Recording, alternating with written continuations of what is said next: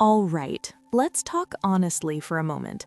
If you've ever opened a dating app, stared at the screen, and thought, this doesn't feel like real life, you're not alone. A lot of people over 60 tell me the same thing. The photos feel staged, the conversations feel rushed, and somehow the whole thing feels more lonely than comforting. And that's exactly why today matters. Because the truth is, some of the best senior partners are not on dating apps at all. They're being found in places most people overlook completely. And once you know where to look, everything changes. So let's gently put those apps to the side for a bit and start with something that might surprise you. The first secret place where strong, genuine senior relationships actually begin is right where people least expect it. Places built around shared purpose, not romance. I'm talking about community-based classes and learning spaces. And before you think, I'm too old to be starting classes, stay with me for a second. There's something powerful that happens when people gather to learn instead of impress. Think about a local art class, a photography group, a cooking workshop, or even a technology class for seniors. Nobody shows up trying to look perfect. People show up curious, a little nervous, and very human. That's where real connection starts. You're sitting next to someone, both of you fumbling with paintbrushes or laughing over a recipe gone wrong, and suddenly conversation flows naturally. No pressure, no profiles, no pretending. What makes these spaces so special is that you get to see people as they are over time. You notice who's patient, who has a sense of humor, who listens well. Those qualities matter so much more than a flattering photo or a clever message. And here's the quiet magic of it. Friendships form first, and from those friendships, trust grows. Many long-lasting senior relationships don't begin with sparks flying. They begin with comfort, familiarity, and feeling safe to be yourself. If you're thinking about trying this, keep it simple. Look for something you genuinely enjoy or have always been curious about, not something you think will attract someone else. When you're relaxed and engaged, you naturally become more approachable. And even if romance doesn't happen right away, you're enriching your life, sharpening your mind, and building a social circle that opens more doors than any app ever could. Now, let's gently move into the second secret place, because this one often gets dismissed too quickly. It's volunteering. And I know what you might be thinking. I'm tired, or I've already done my share. That's fair, but volunteering later in life isn't about overworking yourself. It's about meaningful connection without small talk. When people volunteer, they show up with their hearts open, whether it's at a food pantry, an animal shelter, a library, a hospital, or a local community garden. You're surrounded by people who care about something beyond themselves. That shared sense of purpose creates a bond that feels deeper and more authentic than forced conversation over coffee. What's especially important here is that volunteering reveals character. You see how someone treats others, how they handle small frustrations, how generous they are with their time. These are the qualities that make a relationship peaceful and supportive. And because you're working side by side, conversation unfolds naturally. You talk while folding clothes, walking dogs, organizing books. There's no awkward pressure to say the right thing. Many seniors who find partners through volunteering say the same thing afterward. It didn't feel like dating at all. It felt like life happening and love quietly joining in. And even if romance doesn't spark, you walk away feeling useful, valued, and connected. That alone can change how you see yourself, and that confidence is incredibly attractive. Here's a small but important tip. Choose a cause that genuinely touches you. People can feel authenticity instantly. When you're there because you want to be, not because you're hoping to meet someone, you create the kind of energy others are drawn to. Now, before we go any further, let me pause for just a moment.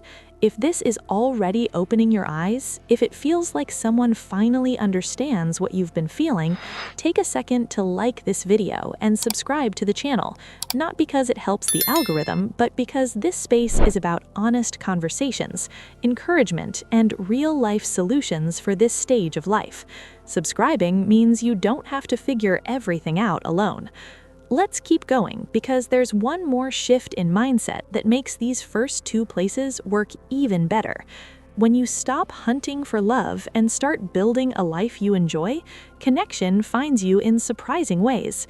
And that brings us naturally to another place where meaningful senior relationships quietly grow, a place rooted not in schedules or obligations, but in everyday rhythms of life. That idea of everyday rhythms is more important than most people realize, because the next place where strong senior relationships quietly begin isn't dramatic at all. It doesn't feel like dating. In fact, many people walk right past it for years without noticing its power. This secret place is regular, familiar, and woven into weekly life. Faith-based groups, spiritual gatherings, and values-centered communities.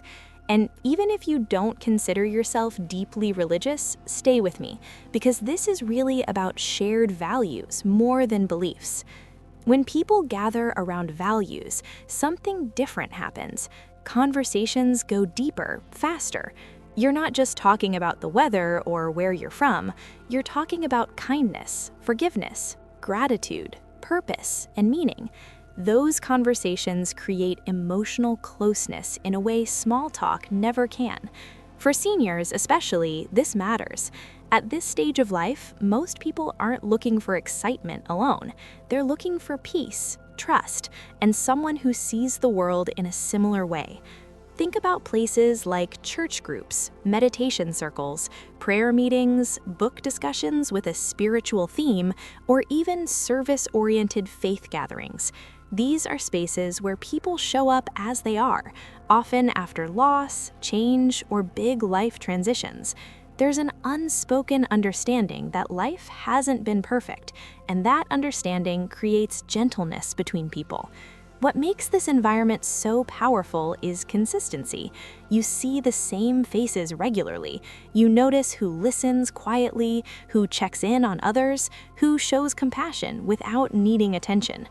Over time, familiarity builds comfort. Comfort turns into trust, and trust is the foundation of lasting love. Now, if the word faith makes you hesitate, here's the key shift. You don't need to match someone's beliefs perfectly. What matters is shared values, respect, patience, integrity.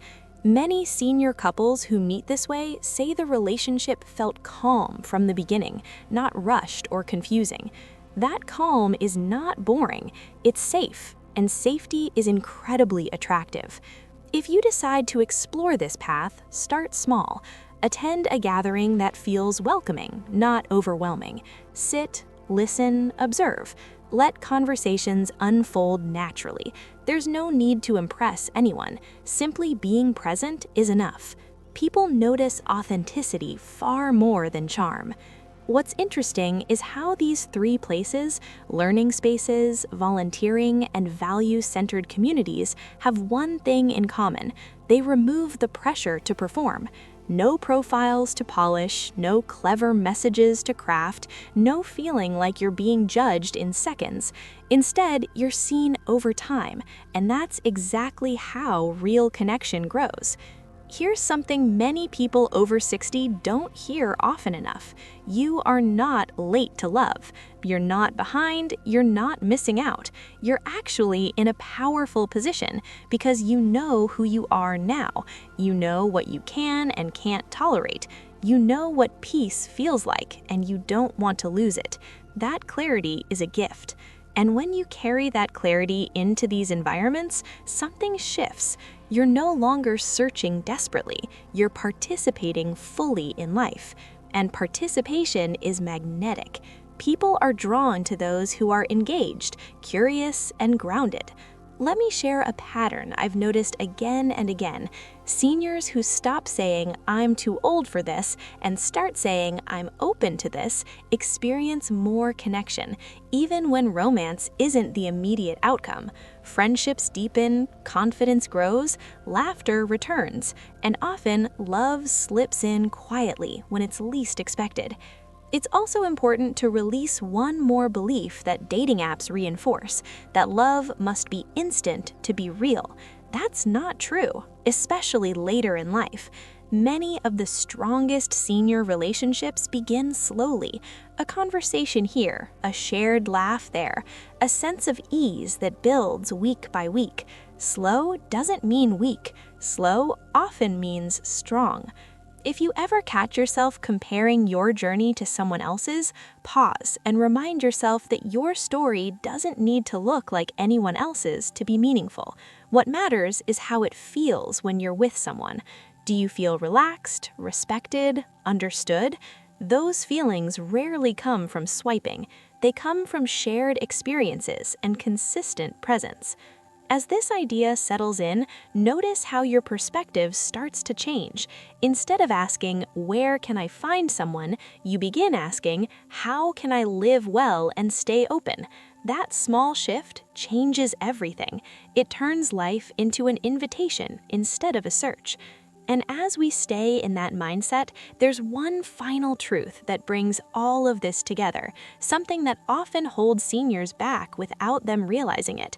It's not about where you go or what you join, it's about how you show up emotionally, and leaning into that truth gently opens the door to connection in ways that feel natural, respectful, and deeply fulfilling. That emotional piece is where everything finally comes together, because the last secret isn't really a place at all. It's an inner shift. It's the quiet decision to show up as you are, without apology, without armor, and without trying to convince anyone of your worth. And this matters more after 60 than at any other time in life. So many seniors walk into new spaces carrying invisible weight, past heartbreak, loss, disappointment, maybe a long marriage that ended, or years spent alone rebuilding. None of that is failure, it's experience. But when those experiences harden into walls, connection has trouble getting through. The most meaningful partners aren't found by being perfect, they're found by being emotionally available. Here's what that really looks like in everyday life. It's making eye contact instead of looking down. It's allowing yourself to enjoy a conversation without immediately wondering where it's going. It's sharing a small personal story without over-explaining or minimizing it. These are quiet signals that say, "I'm open, but I'm grounded," and that balance is incredibly attractive. Many people believe they need to be fully healed before they let someone in. But the truth is, healing often happens in connection, not through dependency, but through mutual respect and shared presence. When you allow someone to see you as a real, evolving person, you give them permission to do the same. That's where intimacy grows. One of the biggest breakthroughs for seniors comes when they stop trying to impress and start allowing. Allowing silence, allowing laughter, allowing things to unfold naturally. Love later in life doesn't need drama to feel alive. It needs warmth, it needs consistency, it needs emotional safety. Think about the environments we've talked about: learning spaces, volunteering, values-centered communities. These places work not because they're magical, but because they support this emotional openness. They give you repeated, low-pressure opportunities to connect. And when you show up with curiosity instead of expectation, people feel it immediately. There's also something important to release here: the idea that rejection means something is wrong with you. At this stage of life, people have specific needs, routines, and preferences. Not every connection is meant to deepen. That's not loss, that's clarity, and clarity protects your peace. When you approach connection with the mindset of, "Let's see how this feels," instead of, "I hope this works," everything softens. Conversations feel lighter. You feel more yourself. And ironically, that's often when connection deepens. Let's gently bring all of this together. The strongest senior relationships aren't found by searching harder, they're found by living more fully, by learning something new, by giving back, by surrounding yourself with people who share your values, and by showing up emotionally open without rushing the outcome. You don't need to reinvent yourself. You don't need to compete with anyone. You don't need to explain your past. The right person will be more interested in how you treat others, how you handle life, and how you make them feel in simple moments. That's where lasting love lives. If this message resonates, I'd really love to hear from you.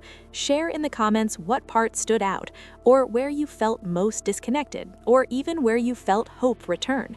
Your story matters, and you never know who else might read it and feel less alone. And if you haven't already, take a moment to like this video and subscribe to the channel. This is a space for honest conversations about aging, connection, independence, and living well at every stage. Subscribing means more encouragement, more clarity, and more reminders that your best years aren't behind you. Remember this above all else. It is never too late to connect deeply. It is never too late to laugh with someone new. And it is never too late to feel seen, valued, and cared for. You are not starting over. You are starting wiser. Here's to meaningful connection, gentle confidence, and living your best life at any age.